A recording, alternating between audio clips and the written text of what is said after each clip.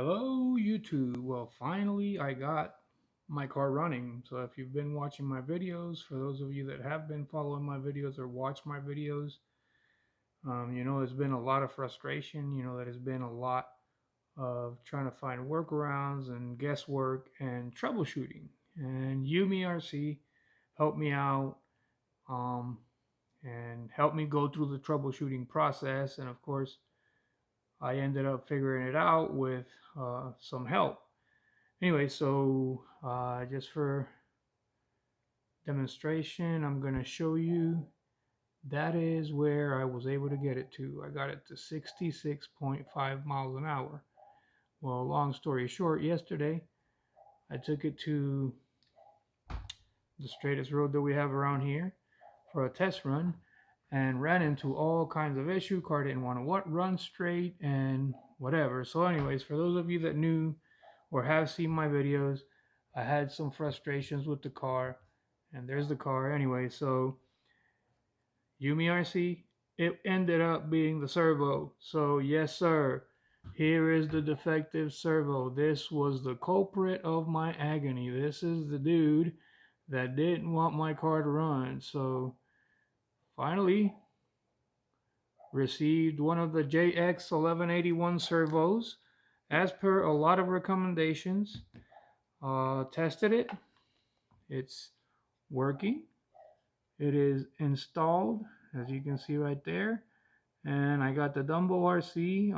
Well, let me turn it around so you can see the little receiver. I got the X6FG with the gyro. It works fairly well. I've done some custom work to this. Got the Dumbo RC remote control. For those of you who have been following me, this is the one that I was working with or trying to get, and it works beautifully. The project is complete. The project is finished. Now it's just a matter of doing some fine tuning to see if I can squeeze a few more miles an hour out of this car. Now, as you can tell, the wing is rigged. I had to rig it up because yesterday this car took a big tumble, and I ended up doing that to keep it in place for now. I'll do a little bit something more permanent later. Now, one thing that I do want to point out with this car, okay, out of all the headaches that I've had, all right, so if you go full metal upgrade like I have done with this vehicle, and you are going to install your link rods, and I'm talking about here, these link rods right here, and all of these on both sides, including the servo one, you have to tighten the nut. Let me show you what I'm talking about. Once you get camber, toe, your steering aligned and everything, you got to make sure that these right here, these nuts on all sides, on both sides, each one, including down here, over here, back here, and on the other side, that you tighten them really good, because as soon as you turn that motor on and start spinning, it's going to start turning your link rods all crazy forming directions. You won't be able to get it to steer or nothing like that. And maybe just ignorance for my part, but I finally figured that part out, tightened everything up. Now with the servo one, it does not have nuts, so you have to adjust it all the way to one side and extend it to the length that you need it, and then tighten it in one spot, because you can't keep it in the middle. Then it's going to mess up your steering too. Yesterday was a very frustrating day. I crashed this thing a couple of times. I ended up losing a dog bone. Thank God that I got parts in stock. The linkage back here, not this one, okay, not this one right here, but the one that goes on the inside, completely fell off. So I lost the rod that holds the swing arm in the backside. Totally lost it. So I ended up having to come back, do some repairs with my tail tucked between my legs, and after that failed attempt yesterday, well, today I got up. Also, luckily I was off. Luckily it was a nice day. Worked on it, installed everything back together, and ended up having to adjust some in the steering. Another little pointer: if you are going to use Loctite on this thing, and I'm going to show you where, particularly on the C-hub right here. If you've taken the plastic C-hub out, you know that underneath it's kind of hard to show the C-hub. You can't really see it, but it's there. It's the part that holds onto the hub. There's two pieces. The C-hub is the one that gets attached where the link rod goes through. But anyways, that C-hub has a screw that goes from top to bottom. There's two bushings. One goes on the bottom, one goes on the top. Do not use Loctite. It's the second that you put Loctite on it and you thread it through there, unless you use just a little bit and you go and clean it all up after you're done. I don't know how you're going to do that, because it will go inside of there and it will completely lock your steering. I was having problems with the steering, so what I did is I took everything apart, cleaned all the Loctite off, and retightened the C-hubs. And I figured that I'd do that because it's metal on metal, so things are going to come apart. But I did some test running today. Like you saw on my GPS, I ran 66.5 miles an hour, and I had no problems with screws coming loose.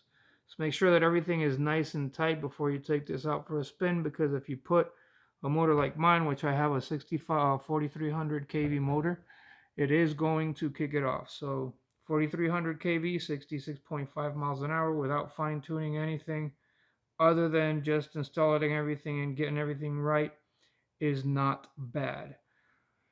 Or at least I don't think it is. Anyway, so moving on. Got the custom body. Was able to attach these to the body so that I didn't have no pinholes, which I don't know. I might just end up putting some pinholes in it and reworking what I did, which is this magnets hold it, but sometimes I don't know, with all the wiring in the way, it seems to be giving me a little bit of a trouble. I think I just have to do a little bit of rewiring, but you know, all in all, it holds it. So I am happy with the hold. It does. You can't lift the car with the magnets, but the magnets are pretty stout. It's holding in place. It doesn't fall off when it's running. I was already able to get a couple good runs on it. I put some, it's not really Velcro. It sticks together and it works like Velcro, but it's not. So I got my GPS here and I can just attach it right there and it locks into place. Doesn't fall off either. I was able to do a couple runs with it and it ran just fine. By the way, this Mainline GPS works really good. You just got to make sure you have a really long stretch of road so that you can get it far enough, because it does have like a second or two delay before it picks up max speed. Otherwise, you're going to end up shorting yourself some miles an hour. Anyway, other than that, I will tell you what I installed on this thing. If you're interested in getting a 144001 to run anywhere between 65 and 66 miles an hour on top of stock, and that was 3S, by the way. Got the 4300 kV Dual RC motor. I got the generic 120 amp ESC. Let me show you. They sell these. Banggood and AliExpress, I believe, have them. You can find it on eBay as well, but that's supposed to be a 120 amp ESC. Whether it is or not, that's to be seen. I have to find a way to test that, but it comes with a fan. The kit came with the motor, the ESC, servo, this servo right here, which ended up not my factory one that came with the stuff. The 3-wire servo that came with that kit did not work. And hold up, I got one more thing that came with it, but I ended up replacing it because I didn't want to use this one because I need distance.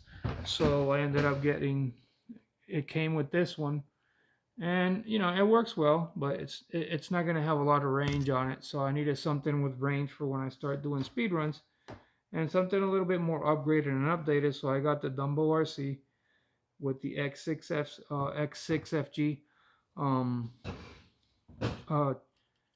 receiver right here, and it works beautifully. I got some contact tires, or some foam tires, sorry. These are Exceed brand, and I think I got 30 shore in the back and 45 shore in the front.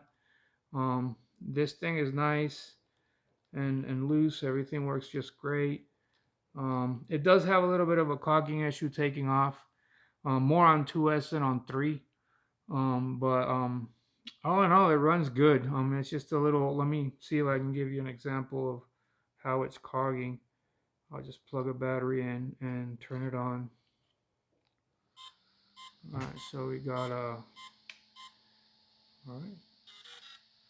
Let me unplug the fan so it's not in the whistle. Steering finally fixed. Pretty good response with the JX 1181 servo. It works really well. Really good. Gyro is working fairly well. I turned it to about 25% is all I need.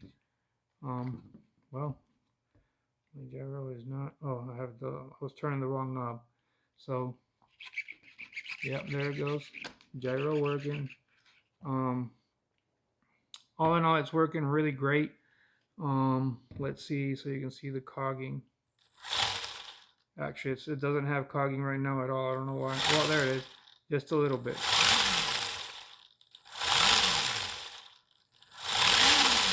That's on a 2S 1500 milliamp battery, which is the one that comes stock with the car.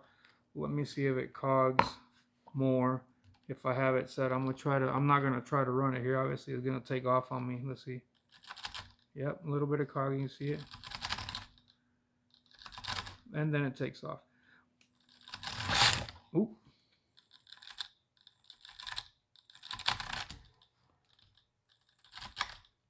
See, so it does have a little bit of a cogging issue, but it's not nothing that bothers me too much for now. I really don't know how to fix the cogging that much other than making everything looser or installing a 3S battery, because it has a lot less of a cogging issue with the 3S battery. But once it stops the cogging,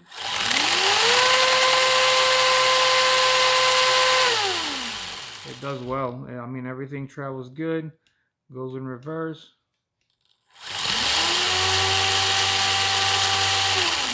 I have the reverse set at 49%, so it doesn't go that fast in reverse. Now, I have it 100% forward. I did a couple of adjustments on the programming card, but nothing too serious. Braking mainly, it brakes fairly well. See, I can get it to stop fairly quick.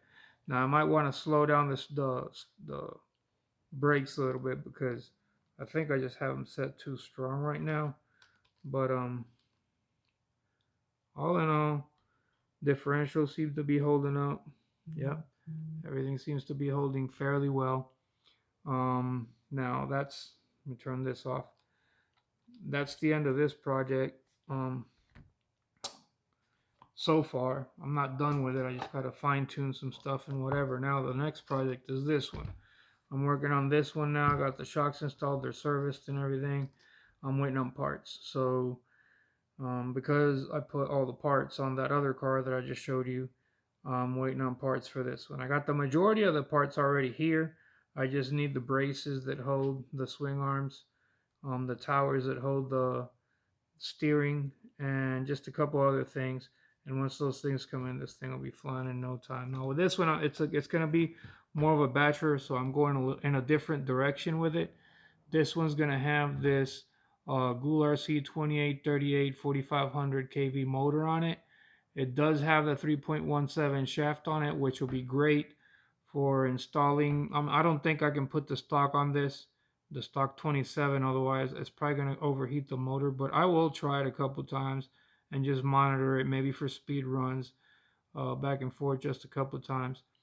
It might hold up, but I'm not sure. I don't want to overheat this thing and mess it up. But I do have the 17 tooth pinion from the 5 whatever the model below this one is, the 1/18th model. I do have a 17 tooth pinion coming in, the ones that you have to bore out and the ones that you have to do adjusting to the motor mount, because this one's gonna sit in the second set of hose right here for the smaller motor, but I'm gonna have to bore out one of the hose according to the instructions that I've seen. I think this operates at 50 amps. I got a 35 amp ESC. It's a Ghoul RC as well to match it. I think they're 3.5 millimeter connections, and with a little toggle switch, got a little capacitor over here. I think it'll do just fine for a basher. I estimate if on 2S I'm able to get my other car around 40 miles an hour, 45, then I should be able to see this one go to 30, 35, maybe up to 50 on 3S. It will be 3S capable. These components are 3S capable, and it does say it. And where's the? It says it on here somewhere. There you go. So right there, it tells you what kind of batteries it can take. I don't know if you can see it. Let me see if I can get this to focus a little bit. There you go.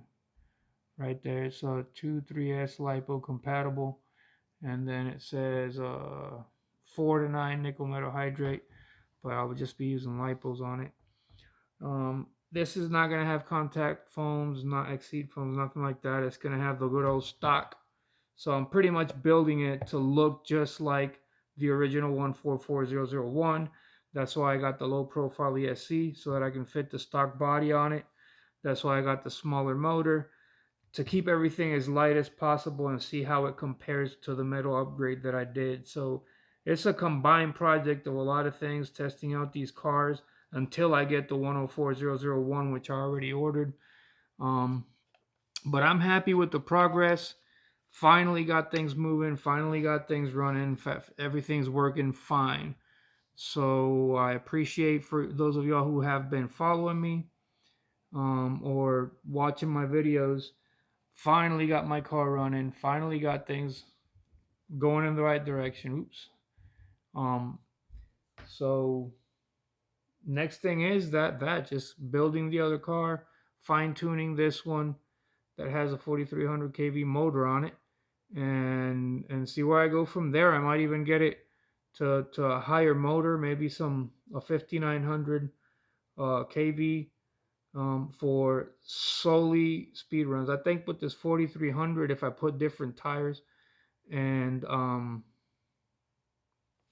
mess with the throttle control on the Dumbo RC remote, I might be able to use it a little bit in off-road, but nothing crazy, because I do have metal parts and I don't want to break them. So that's it. I mean, I'm happy. It's running. It's working.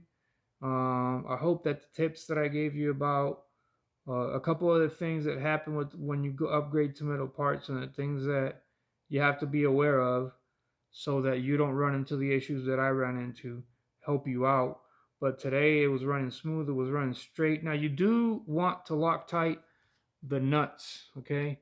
These nuts right here, they do tend to come loose even if they have the little metal washer on, I mean the plastic washer on them. They're lock nuts, but at least the ones I have don't work really well, so I just put a little bit of Loctite on them and did my runs, and it worked fine. But yesterday they were coming loose. That's my battery's finish. I'm charging it because I'm gonna use it tomorrow in a parking lot that I'm gonna test it on. Hopefully I'll be able to get some video on it. I'm not sure if I'll be able to or not, but if I do, then obviously you're gonna see a video of this thing going 66.5 miles an hour. I'm gonna try to squeeze a little more out of it, maybe a little bit more aerodynamic. Maybe I'll run it without the body. Maybe that'll help. I don't know what I'm gonna do to get it higher, but I'm gonna try to do something to squeeze a little more than 66.5 miles an hour. But all in all, I'm happy with the results. Thank you for watching, and until next time.